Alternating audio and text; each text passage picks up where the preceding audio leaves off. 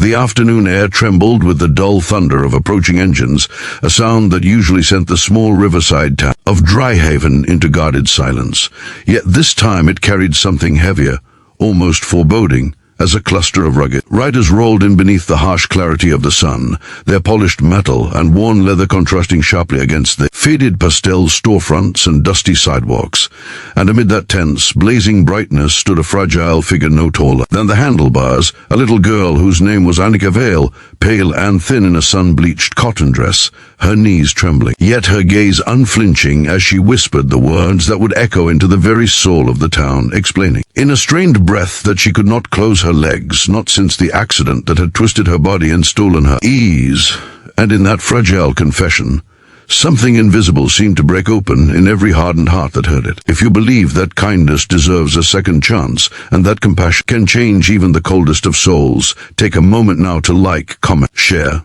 and subscribe to the channel Light of Kindness, because stories like this live and breathe through your belief and your support. Dryhaven had never been a place of miracles, just a stretch of quiet streets, small markets, and sunlit corners where people learned to live with their struggles, and Annika had become part of its quiet sorrow ever since the day a careless truck driver slammed into the narrow crossing and left her small body damaged in ways no child should have to endure, leaving her unable to move with the freedom other children took for granted, and forcing her to shuffle forward with a stiff, painful posture that drew whispers and sidelong glances. Yet she never learned bitterness, only a soft resilience that made her walk through the day with wide eyes full of unanswered questions and a courage far too large for her frame.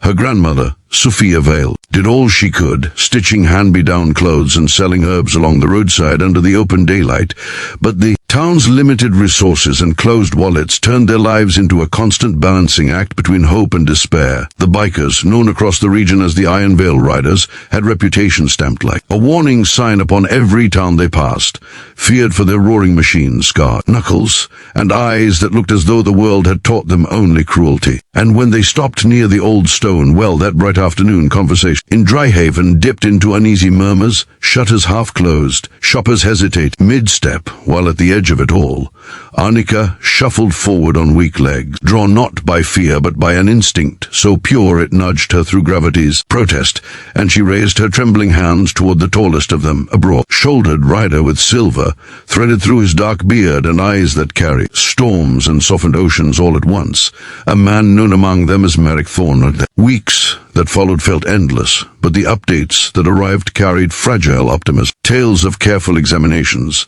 tailored therapy, and new paths of movement, once thought impossible.